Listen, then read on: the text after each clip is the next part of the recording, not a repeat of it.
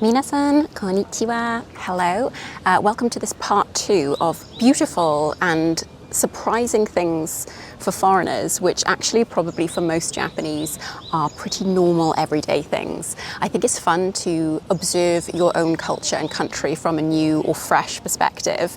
And certainly a lot of the interviews that I've done with people visiting Japan have really brought me back to that initial feeling when I first came to Japan about like how surprising certain aspects of life are here, whereas over time you just kind of get used to them. So I hope that this fresh perspective allows you to kind of go, wow, yeah, my country is really unique and beautiful in so many ways. So I'm going to start with the obvious. I just went to the shops and I just could not resist but sit here and make a video because look at this glorious green. I think that's another thing. So many foreigners talk about the sakura season of Japan and even the koyo, which of course are extremely beautiful seasons, but the in-betweens are just as gorgeous. There was this beautiful transition when the pink snow of sakura transformed slowly into this lush green, and this is like probably one of my favorite seasons where it's not too hot, you can still go out and enjoy your time, but it's just this lush full greenery. And I guess the nature of Japan and the seasonality of the year, how many gifts nature brings us just walking around every single day is truly beautiful. Not every country has the 4 seasons or even however many, 72 seasons of Japan. In the UK, we do have the 4 seasons, but I must say just in comparison, I love like the intense heat and humidity of the summer. That's actually my favorite season. Yeah, at the same time, I think Japan like offers so much in terms of flowers and greenery, but also food. That's a topic I'll talk about in another video. I'm going to leave it at that, and then we're going to switch on over to the rest of the points that I was making when I was filming before, but the video was just getting to like 30 minutes long. It was just getting too long. So let's switch up and go back to my home, and I hope you enjoy the points further on in this video. Oh my gosh, this is just the loveliest point, especially for me as a mum to a toddler. I just like, it's shocking and it's beautiful at the same time how children can go to school by themselves. I mean, some children I see, their bag is probably about the same size, if not bigger than them. They are very, very little, probably only about 4 or 5, but off they go to school by themselves. The behavior of Japanese children is just astonishingly beautiful. The other day I was in a cafe with Rio and there was crumbs sort of like everywhere. And we turned around and there was a little boy sitting there, back very straight, holding the paper so that he didn't directly touch the sandwich or whatever he was eating, just sitting very quietly and consuming his goods. It was just like, for me, I was like, wow, that is so well behaved. Japanese children just seem to be very obedient. I guess that's like 2 points in one. The sort of manner of Japanese children generally, because all children tantrum, and also just the safety of this country to allow children to go off to school by themselves, unsupervised. Beautiful, a beautiful thing. I'd say actually right now, in this point, in the season of my life, that is possibly one of the most beautiful things. To live in a country where you can trust society, that your child can go to school by themselves and get there safely and come back safely. Beautiful.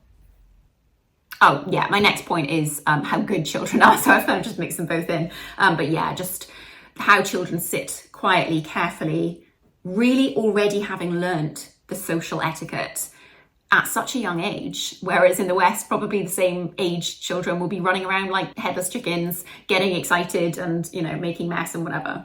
I guess there's a wildness to the Western child typically, and such obedience and poise amongst Japanese children. So last point then. No, last but one point, craftsmanship. I mean, basically, if something says made in Japan, I kind of trust that it's going to stay working or stay together until the end of time. Things don't break easily. I don't think I've ever had something that just sort of snapped or didn't work. It is really, really high quality. And I think that links back to the point that I made earlier, in that when you have a job, you do it 120%. You don't just sort of do half-assed or think, well, if I make it badly, then they'll buy another one. There's none of that sort of mentality.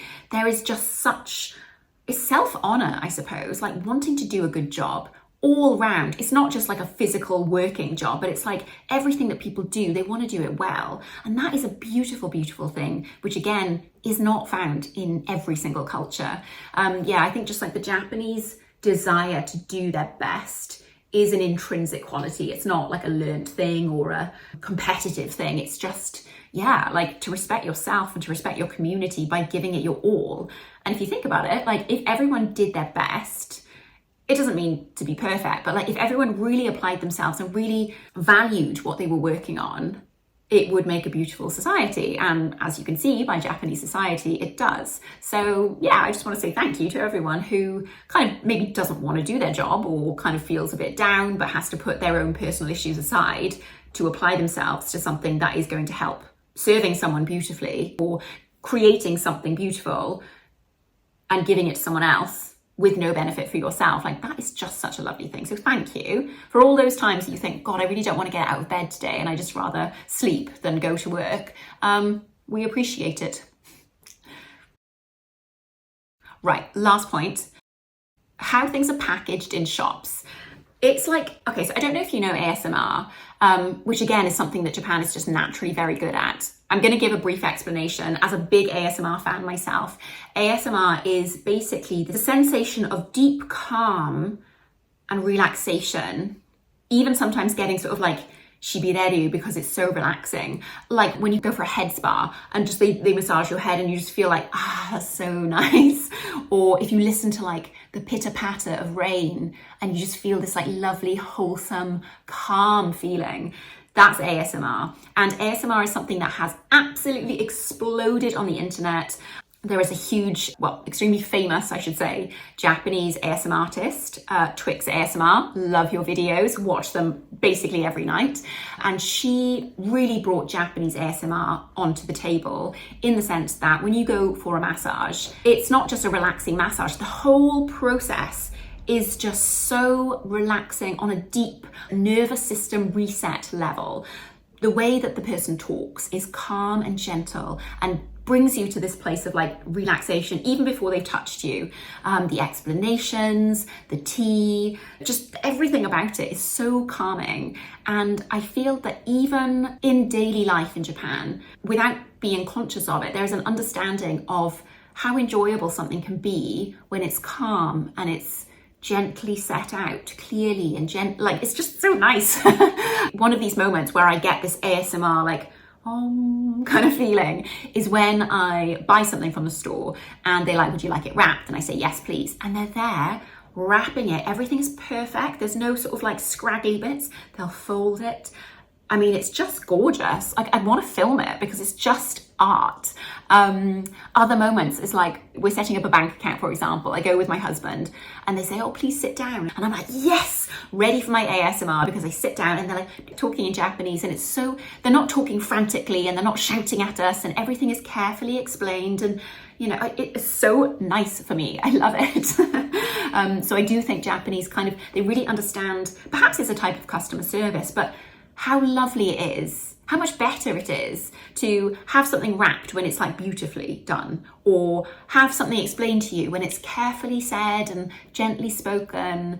Oh, I don't know, just Japanese get it. They just understand the assignment, should we say. Right, I'm going to finish there because this is like literally so long. I hope some of these points were of interest to you. I love writing these kinds of lists because despite living here for as long as I have, it's lovely to look back and reflect and be like, gosh, yeah, this is an amazing country to live in and I'm so lucky. Right, I'm going to go and drink a coffee. Arigatou gozaimashita. Mata ne.